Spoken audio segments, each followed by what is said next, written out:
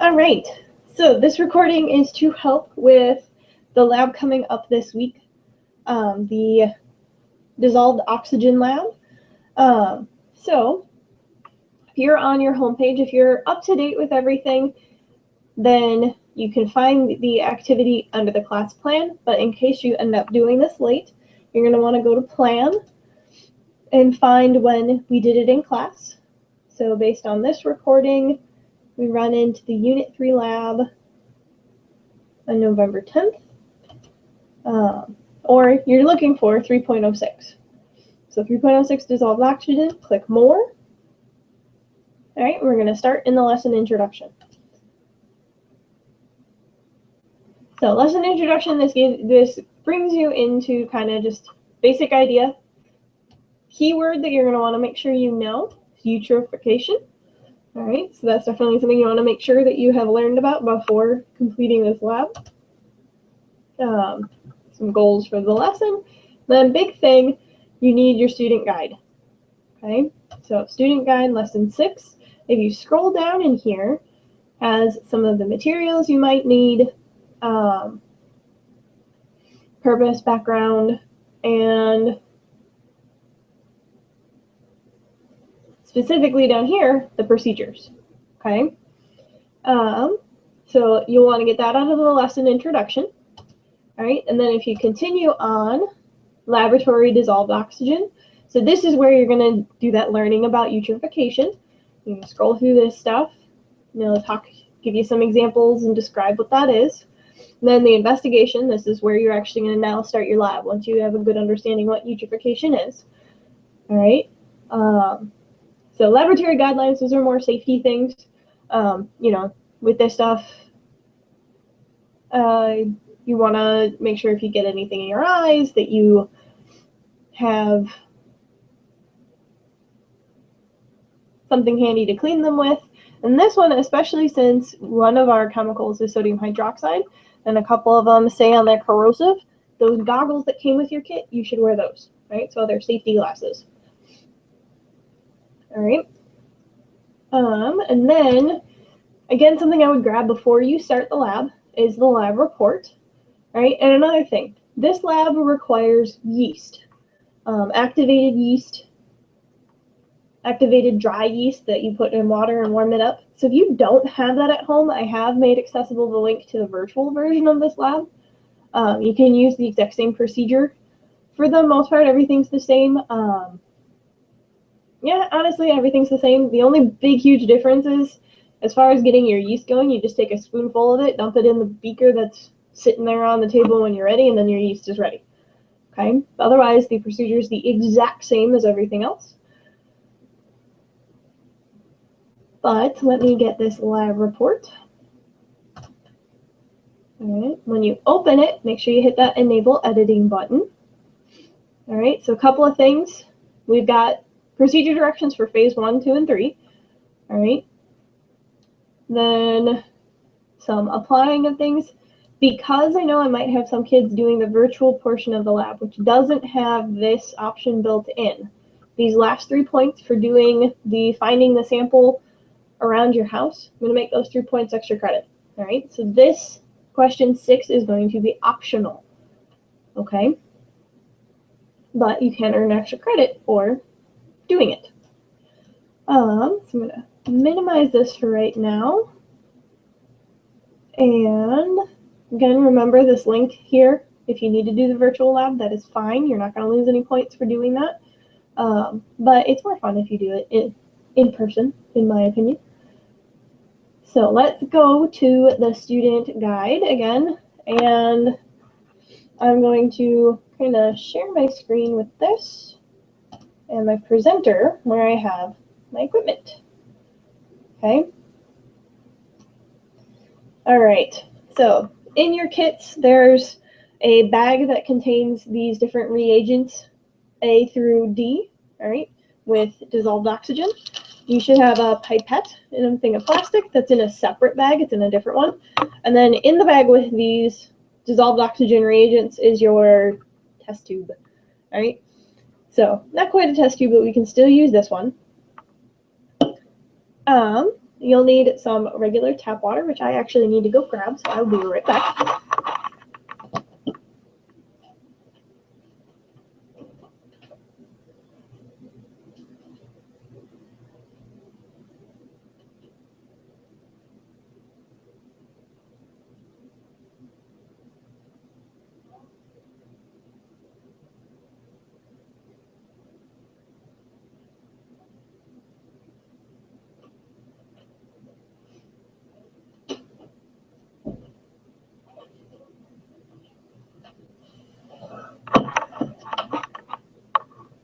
All right, now I've got my water in here. One thing, it says to fill the test tube to the 6 milliliter mark with tap water. I have a feeling that was a typo. The lab directions in the virtual lab say to do it to 10 milliliters, so that's what I did here. It's not going to make too big of a difference as long as you use the same amount of water to begin with each time. Okay, because the next one, if you do 10 milliliters each time, it'll be fine. Okay, you can actually see the 10 milliliter line, so I think that's going to actually help give us better data using a line that's actually on the test tube than approximating 6 because there's no line for 6. Okay. All right, so going through this procedure, so I have my jar and it says prepare, oops, I'm on phase 2. Let's go back to phase 1. So prepare your control by cleaning your test tube by rinsing it with tap water.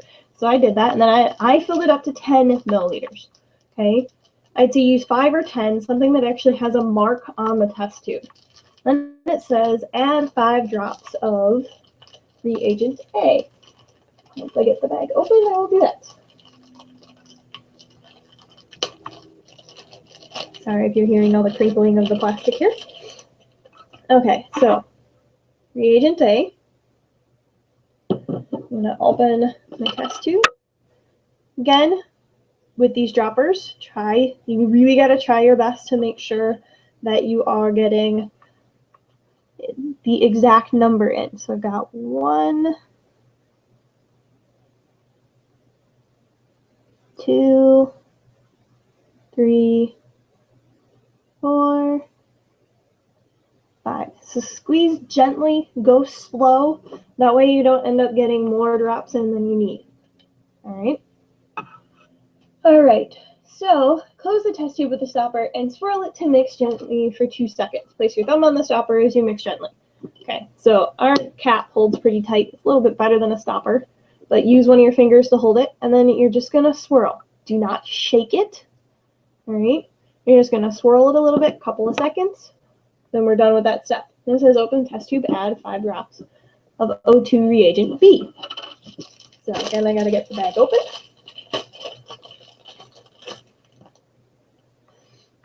Got reagent B, 5 drops. Oh, and this one actually has a secondary plastic one, probably because it's corrosive. So this is definitely something you want to be really careful with.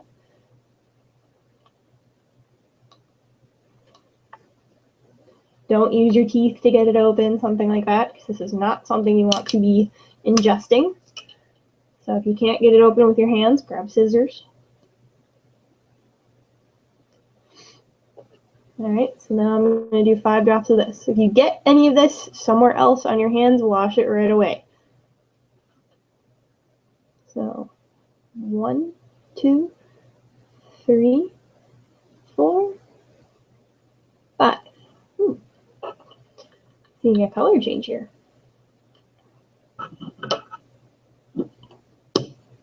So we're going to do the same thing as we did last time.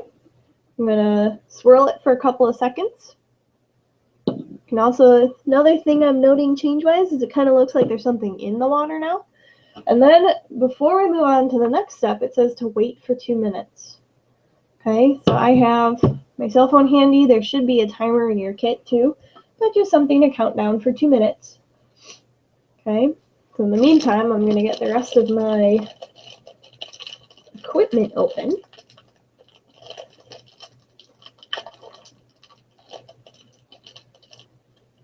So this is something, every trial you're going to repeat this.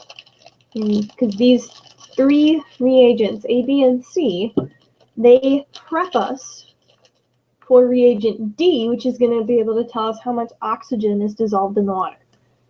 All right?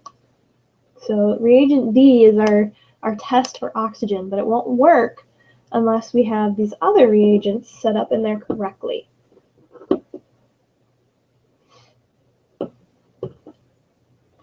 Again, there's another plastic seal on this one, and this one also says corrosive, so don't use your teeth. If you can't get it open, grab some scissors. All right, eventually my nails are going to get through this thing. I hope.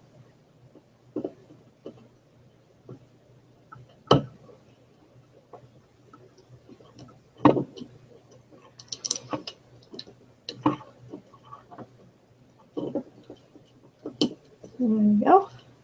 Now I have C open and D. We're pretty much ready for the next step. So these things, especially once you're done with this lab, if you want to hold on to what's left, make sure that they are stored properly. You know, standing up, things like that, because especially B and C that say that they're corrosive, that's not something you want to spill. All right?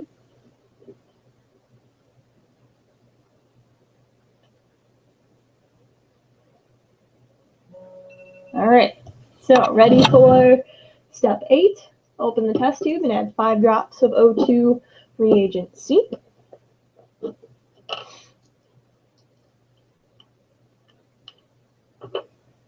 And this one, got 1, 2, 3, 4, and 5. Close test tube and swirl gently. Do not shake. So I'm swirling gently, making sure everything gets mixed together. And at the end of this, the water went clearish again, but it is this kind of brown, yellowish brown color. All right, so when it starts talking about color scale, color card, what it's talking about is this was in the bag that all of these chemicals were with. So we're looking for a color kind of like this brown. So I would say we are pretty close to that here. I know the rendering of this video is not the best, but we are close to that color. That's a good sign. And if you don't get this color, something went wrong, which means you need to dump what you have, rinse the test tube out again, and start from scratch. Okay, because if you don't get this color now, you're not going to get the right results for the next step. All right, so now we are ready for reagent D. So it says open the test tube and add 1 drop of reagent D. So opening my test tube, I have my reagent D. This is where you really, really, really have to be careful about making sure you only get 1 drop. You don't want more than 1, because we need to count how many drops it actually takes to make it turn to that blue color. All right, so there's my swirling. Now, what we're looking for is a blue kind of like this. I'm not there, right? I still pretty much have that brown color. What you're going to do is you're going to repeat this 1 drop at a time until you get that blue color. Okay? So,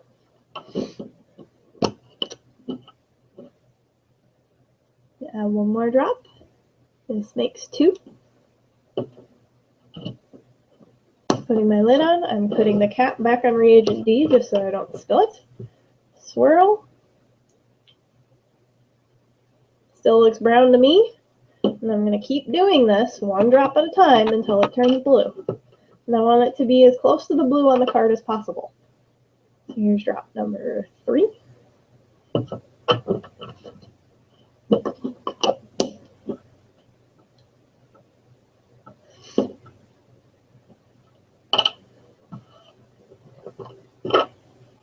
Number 4.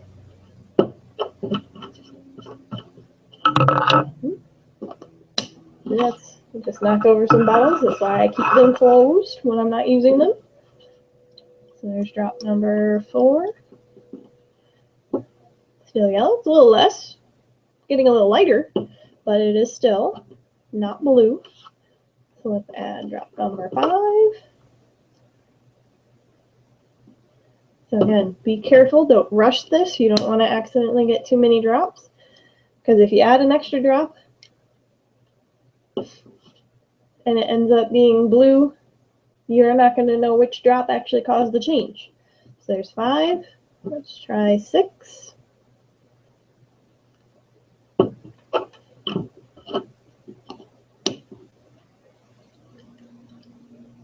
Alright.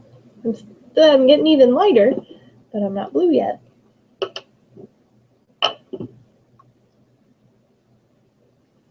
7.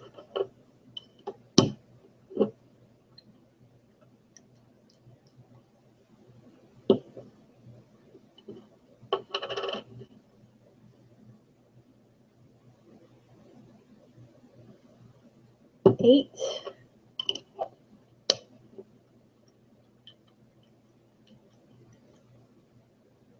I'm getting almost clear here, but I'm not blue. 9.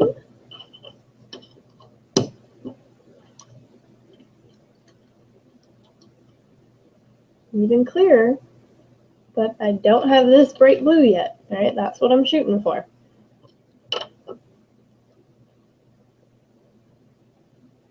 10. So something that might come in handy if you're one of those people who kind of gets distracted, that sort of thing with counting, you might want to keep a tally somewhere. So I've gone clear, but now blue.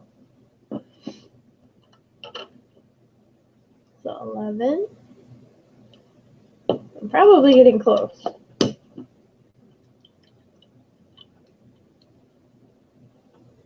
Even clearer. 12.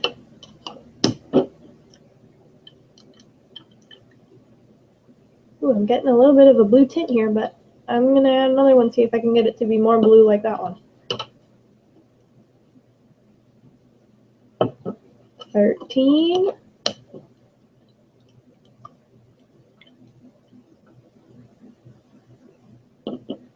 Do another one. 14.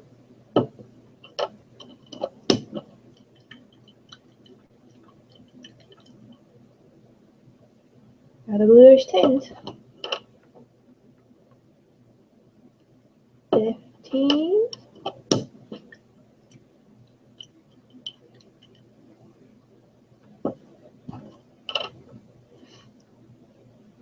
16.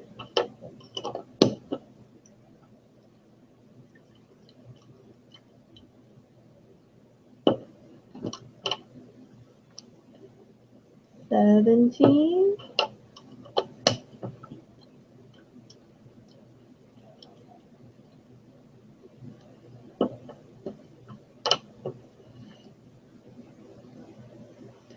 18.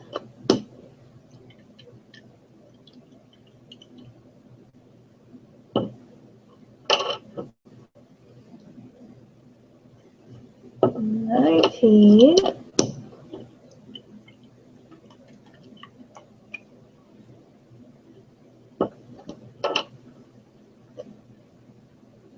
20.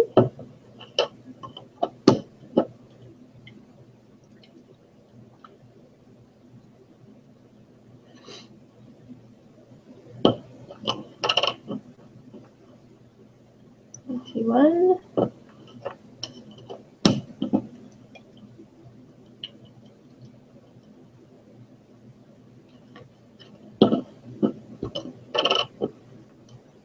22.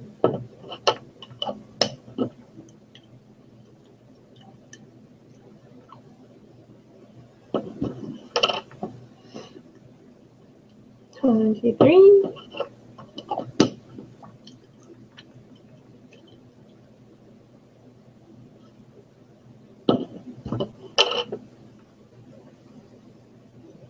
24.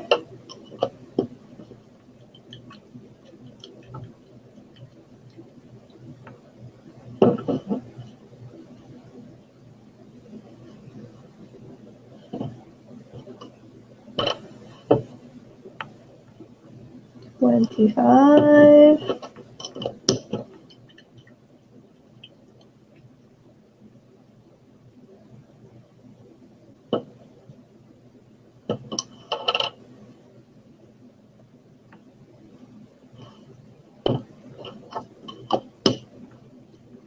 6.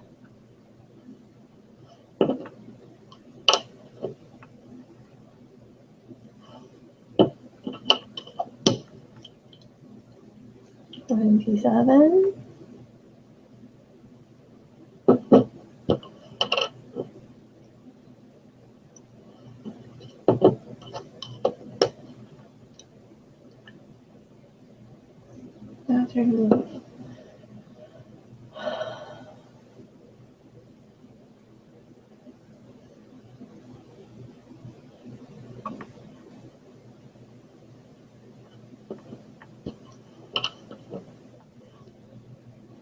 28.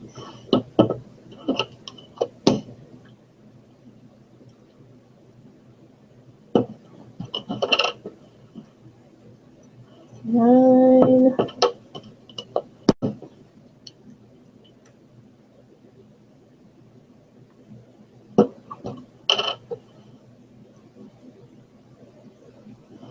30.